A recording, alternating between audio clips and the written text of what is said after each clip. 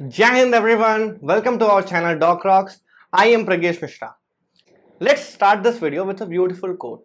Every bird finds shelter in the rain, but the eagle avoids the rain by flying above the clouds. Problems are common, but the attitude makes the difference. इसी attitude के बारे में हम बात करेंगे आज के इस वीडियो में। इस वीडियो में मैं एज अ सीनियर अपने आप को क्या बताना चाहूंगा जब मैं नीट की प्रिपरेशन कर रहा था। ये एक उस टाइप की वीडियो है। इसमें मैंने अपने बहुत सारे फ्रेंड से बात की कि क्या क्या आप गाइडेंस देना चाहोगे और क्या क्या आप लैक कर रहे थे जब आप नीट की प्रिपरेशन कर रहे थे, और फिर जाके कंपाइल किया मैंने इस वीडियो को। तो अगर वीडियो पसंद आया तो यार लास्ट तक जरूर देखना और चैनल को भी सब्सक्राइब कर देना ताकि आपको ऐसी ढेर सारे वीडियोस फ्यूचर में देखने को मिलती रहे। तो without further ado let the show begin. तो देखो, नीट एग्जाम की प्रिपरेशन कर रहे हो या किसी भी एग्जाम की प्रिपरेशन कर रहे हो, आईआईटी, आईएएस, कोई भी एग्जाम हो, उसके लिए मेरे ख्याल से सबसे इंपॉर्टेंट है ये पूछना कि वाई क्वेश्चन जो है वो सबसे इंपॉर्टेंट है। अगर मैं आपसे पूछूं कि आप नीट की प्रिपरेशन क्यों कर रहे हो, तो आई गेस 90% जो लड़के हैं वो इसका सही जवाब नहीं दे पाएंगे। कि बहुत सारे लोग होते हैं वो पीयर प्रेशर में करते हैं या फिर पेरेंट्स के प्रेशर के अंडर करते हैं। आप जब किसी कॉम्पिटिटिव एग्जाम की प्रिपरेशन कर रहे हो जिसमें इतना ज्यादा कंपटीशन है, जो मार्जिन ऑफ एरर है वो बहुत कम है, तो अगर आप पर्पसलेस होके भटकोगे ना, तो ये सबसे बड़ा वीक पॉइंट होने वाला है आपके लिए। आप अपने आप से डिसाइड करो कि हाँ मुझे ये करना है, मुझे नीट की प्रिपरेशन करनी है, उसके लिए मुझे 2 साल अपना पूरा सैक्रिफाइस कर देना है, अपनी पूरी मेहनत लगानी है, जी जान लगा के पूरी डेडिकेशन के साथ प्रिपरेशन करना है, तभी यार प्रिपरेशन करो। नहीं तो यार ऐसे हाफ हार्टेड चांस से कोई फायदा नहीं होगा, क्योंकि जो आपकी प्रिपरेशन के जो साल हैं ये आपके सबसे कीमती साल है, आपके यूथफुल ईयर्स हैं, तो आप इसे बर्बाद मत जाने दो यार। ठीक है, बड़ा सोचने से मत कर रहा ना कि मैं छोटे से जगह पे हूं तो मैं बहुत बड़ा नहीं कर सकता। आप हिंदी मीडियम से पढ़ के आए हो, आप बिहार बोर्ड से पढ़ के आए हो, आप छोटे से गांव में पढ़ के आए हो, सब कुछ मैटर नहीं करता है। आपने अपने आप को जितना इंप्रूव किया है वो मैटर करता है। आप हमेशा ऐसे सोच के चलो ना कि आप नीट की प्रिपरेशन नहीं कर रहे हो, आप अपने जीवन का एक फेज जी रहे हो जो कि आपको बहुत कुछ सिखाने वाला है आपके आने वाली लाइफ के लिए। आप जो भी बायो की एनसीईआरटी बार बार पढ़ रहे हो, उससे आपके अंदर क्या डेवलप होगा, उसके अंदर आपको बोरिंग चीजों को भी, लेकिन जो इंपॉर्टेंट है उनको बार बार पढ़ने की हैबिट डेवलप होगी।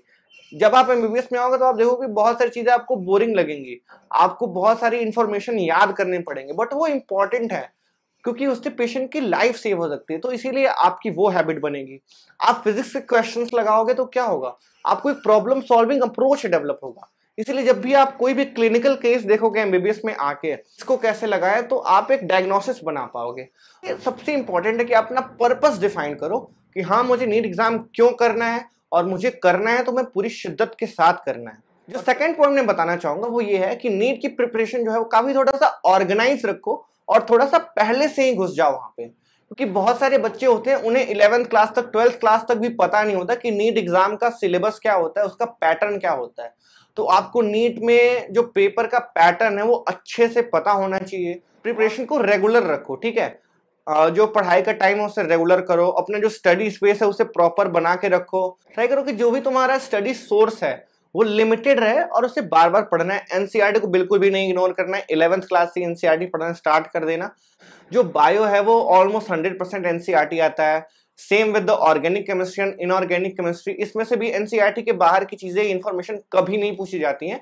एंड फिजिकल केमिस्ट्री में भी अराउंड 70-80% पार्ट एनसीईआरटी से रिलेटेड होता है डायरेक्टली। फिजिक्स में भी 50 to 60% क्वेश्चन अब एनसीईआरटी से रिलेटेड आ रहे हैं। तो एनसीईआरटी बेस्ड मटेरियल्स आपको फॉलो करने हैं, बहुत ज्यादा फैंसी मटेरियल से बिल्कुल क्वेश्चंस नहीं आते हैं, और क्वेश्चन भाई खूब सारे लगाने हैं। नाउ यार थर्ड पॉइंट जो मैं बताना चाहूंगा वो बहुत इंपॉर्टेंट है कि coaching is neither sufficient nor necessary. अगर मैं एक वर्ड में बोलूं तो यही है कि कोचिंग ना ही सफिशिएंट है ना ही आपको रिक्वायर्ड है। कोचिंग वाले ज्यादातर बिजनेस मॉडल ही हैं, उनका काम है कि वो आपको पढ़ाएंगे, कॉन्सेप्ट क्लियर कराएंगे, बट नीट एग्जाम क्लियर आप करने वाले हो।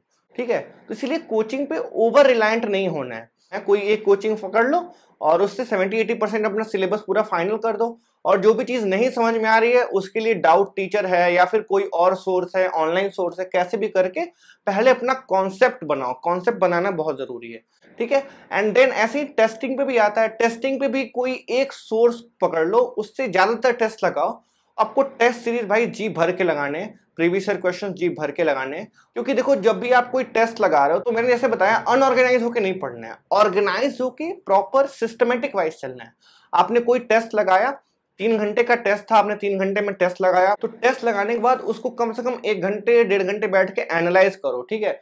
बट जो भी क्वेश्चन आपको गलत हुए हैं या जो भी क्वेश्चन आपके डाउट में थे, उस क्वेश्चन को देखो क्या है, उसका सोल्यूशन देख सकते हो, फिर बुक में उसके बारे में थोड़ा सा पढ़ सकते हो, यानी पूरा एनालाइज करना है आपको। और एक मिस्टेक बुक एक कॉपी में लिख लो यार कि कहाँ कहाँ गलतियां हुई हैं।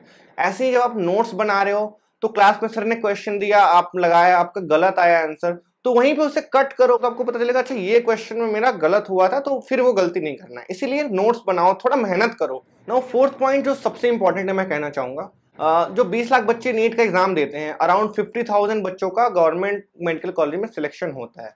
अब जो ये 19,50,000 बच्चे बच गए, उसमें से आई कैन गारंटी कि 15 लाख बच्चे ऐसे होंगे जिनके सिलेक्शन ना होने के पीछे का कारण है मोबाइल फोन या फिर रिलेशनशिप या फिर लेजीनेस। और ट्राई करो थोड़ा सा बैरियर लगाने का, जैसे कि अपने पास छोटा फोन रखो या फिर इंस्टाग्राम वगैरह की आईडी डिलीट कर दो कुछ 2 सालों के लिए। और इसके लिए आप क्या कर सकते हो कि डिफाइंड टाइम रखो कि हाँ यार इसी टाइम पे मैं फोन चलाऊंगा, बाकी टाइम जब मैं पढ़ रहा हूँ या जब मैं क्लास में हूँ तो फोन बिल्कुल नहीं चलाऊंगा।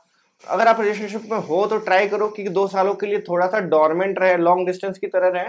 और अगर आप नहीं हो तो प्लीज अपने करियर पे फोकस कर लो 2 सालों के लिए। और लेजीनेस बहुत बड़ा फैक्टर होता है। कई बार क्या होते हैं, बच्चे कोचिंग नहीं जाते हैं, कोचिंग नहीं जाके सोते रहते हैं अपने हॉस्टल्स में। तो यार रेगुलरिटी आपको मेंटेन करके रखनी है, आपको खुद को पुश करना पड़ेगा। आप अपने फ्रेंड सर्कल को ऐसा रखो कि वो भी आपको पुश करे। एंड नाउ फिफ्थ, ये सबसे इंपॉर्टेंट पॉइंट है, और ये है कि अपने हेल्थ पे ध्यान दो। देखो कोई कुछ भी कह ले यार, टॉपर कुछ भी कह ले कि मैं 15 घंटे पढ़ता हूँ, मैं 20 घंटे पढ़ता हूँ, आपको नीट एग्जाम में इतना मरने की जरूरत है ही नहीं। आप अगर रेगुलर कोई कोचिंग क्लास अटेंड कर रहे हो, मान लो 5-6 घंटे आपने कोचिंग क्लास अटेंड कर ली, 3-4 घंटे आपने पढ़ाई कर ली, इतना सफिशिएंट है, ठीक है। अगर आप रेगुलर पढ़ रहे हो तो बहुत अच्छा है। कई बार थोड़ा सा किसी दिन ना ब्रेक हो गया तो थोड़ा संडे को एक्स्ट्रा पढ़ लिया। कहीं आप थोड़ा मोड़ा घूमने भी जा सकते हो, आप अपने घर भी जा सकते। आपको दिन भर बैठ के पढ़ना होता है तभी आपका नीट एग्जाम क्लियर होता है, ऐसा कोई टॉपर नहीं कहेगा। मेरे दोस्त ने बताया कि उसकी एक फ्रेंड थी जो कि लाइब्रेरी में पढ़ते रहती थी, पूरे दिन पढ़ते रहती थी। वो सुबह खाना खा के जाती थी और फिर शाम तक वो पढ़ती रहती थी, खाना नहीं खाती थी वो दोपहर का। वो सुबह का नाश्ता करती थी, रात में सीधे खाना खाती थी, क्योंकि उसे लाइब्रेरी में पढ़ना होता था, लाइब्रेरी उसके हॉस्टल से दूर थी। और नतीजा क्या हुआ कि वो नीट का एग्जाम ही नहीं दे पाई, क्योंकि नीट के एग्जाम के दिन वो बीमार पड़ गई थी। तो ये बहुत इंपॉर्टेंट है कि आप अपने हेल्थ का ध्यान रखो यार, ठीक है।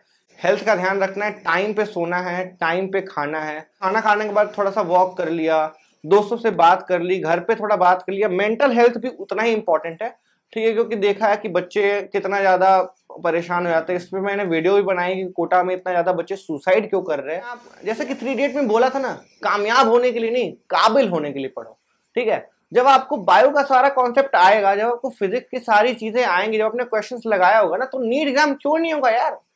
तो इसीलिए नीट एग्जाम के लिए नहीं पढ़ना है, अपने आप को कॉम्पिटेंट बनाओ। इसीलिए माय फ्रेंड्स, अपने आप पे बिलीव रखना है। तुम जो सोचोगे वो कर सकते हो, वो भी आपको लिमिट कर रहे हैं ना, वो आपके दिमाग में है। आपको सही डायरेक्शन में हार्डवर्क करनी है और परसिवरेंस रखना है। 4 घंटे पढ़ना है, पूरे साल पढ़ना है। आराम से अपने हेल्थ का ध्यान रखते हुए पढ़ाई करो, ठीक है, और एंजॉय भी करते रहो इस फेज को। I hope you like this video. अगर वीडियो पसंद आई हो तो यार लाइक कर देना वीडियो को, और अपने फ्रेंड्स के साथ शेयर करो, और चैनल को भी सब्सक्राइब करना और ऐसे वीडियोस के लिए। तब तक के लिए स्टे कनेक्टेड।